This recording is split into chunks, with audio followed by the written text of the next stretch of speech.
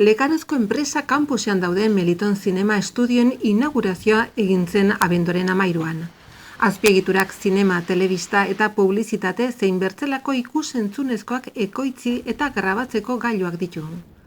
Nafarroan ezarri diren lehendabiziko zinemako platoak dira eta Nafarroko ikus-entzunezko sormen sektorea bultzatzeko zein baztango bailaran egiten diren enpresa ekintzak dinamizatzeko balioko duela adierazi zuten inaugurazio ekitaldian.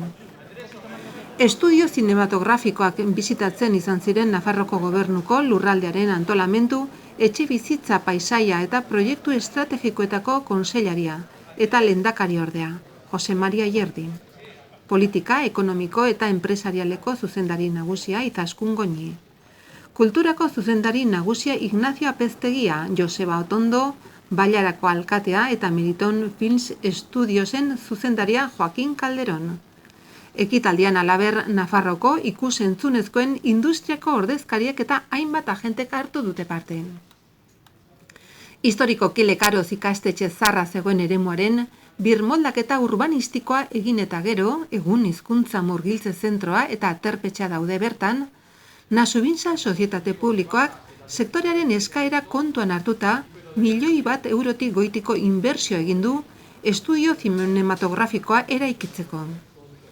Bertan 700 eta 100 metro kuadro erabilgarriko 2 plato daude, urren ez urren, filmatzeko eta ikus-entzunezko produkziorako beharrezko ekipamentu eta teknologi guztiekin.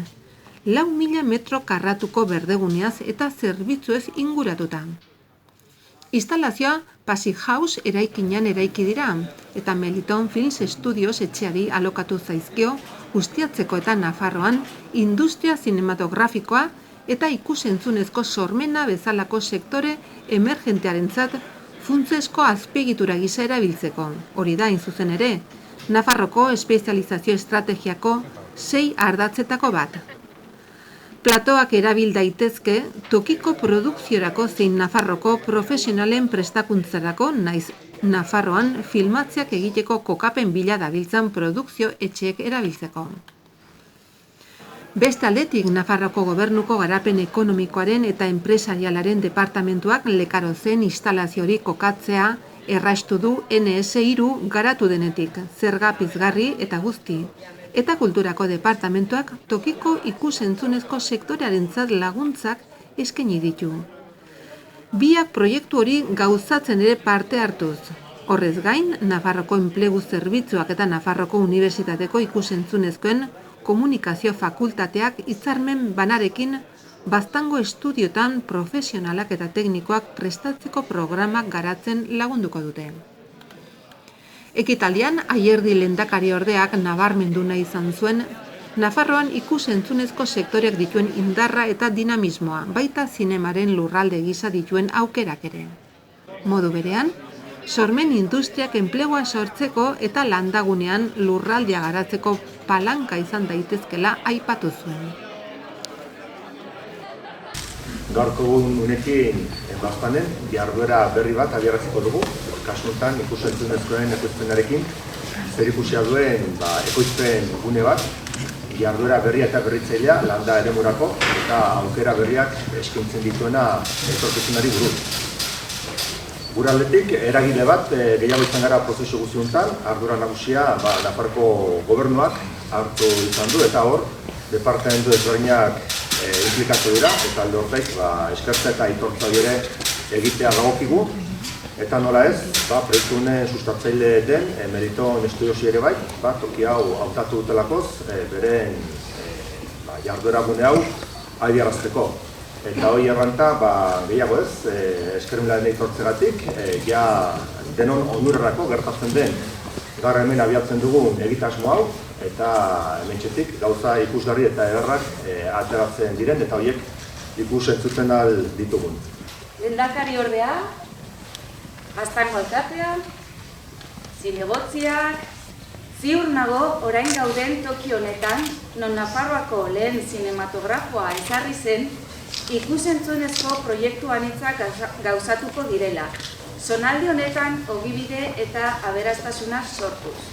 Lekarozeko kampus honetan, Baztango udaletik duela 10 urte baino gehiago sortutako burutazio bat kaputxinoen ikastetxe mitiko hartan ematen zen arte, kultura eta zientziako giroa berpizteko asmoz.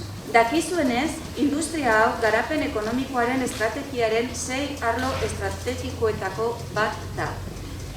Nafarroako gobernuaren lehentasun hau ekoizleei ematen dizkien zergen pizgarrietan gauzatzen da. 2015-etik indarrean arrakastaren gakoa izan da. Beti erraten dut ere, kontutan hartu behar direla urteetan zehar kultur sailaren luze, laburmetraiak edo dokumentalen programak, zinea eta ikusentzunezkoak bultzatzeko.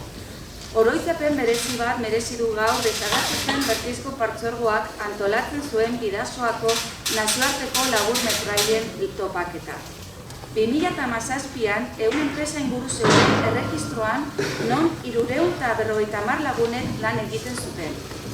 Naiz eta ez izan datu eguneratuagoak, badakigu kopuru horiek handitzen joan direla eta gainera animazioko enpresak etorri direla Nafarrora lanpostuak sortu.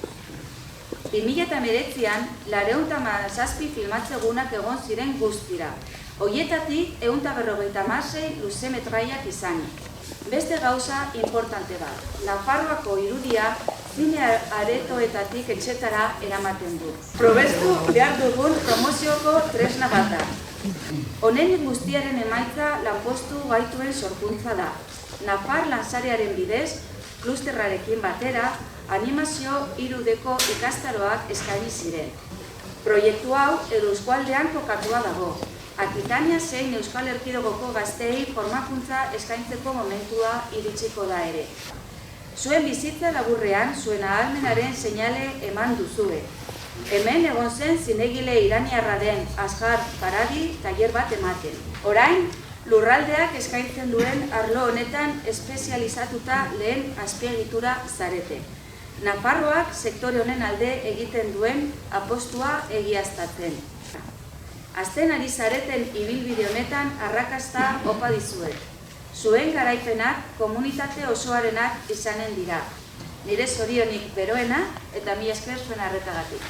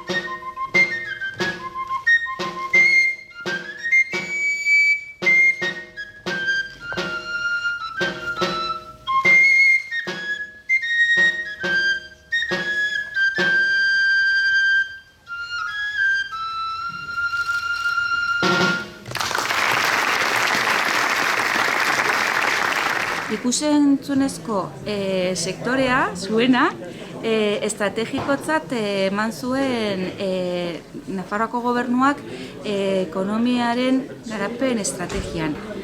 Orduan, hasi zen sektorea bultzatzen pizgarri fiskal batzuk jartzen. horiek indarrean sartu ziren 2015ean eta orduan joan zen handitzen labor eta luze metraien kopuruak, rodajeak Nafarroan, baina falta da zen Nafarroan azpiegitura bat barneko filmazioak iteko.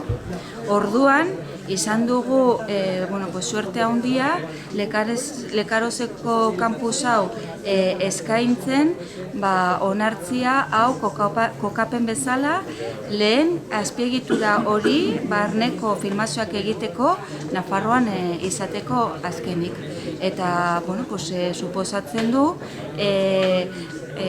produktorentzat, ekoizlentzat eta erakargarriagoa tortzea Nafarrora zen paisaiak filmatzen aldituzte, baina baita ere beraien serie edo pelikulen beste zatiak ere barnean filmatzen direnak hemen bertan iten aldirela. Orduan, probesten aldituzte gehiago pizgarri fiskalak eta azken finean uzten dute diru gehiago Nafarroan eta ere bai kontratatzen da jende gehiago Nafarroan. Beraz, oso importantea da, hau dena pizkanaka forma hartzen duatia.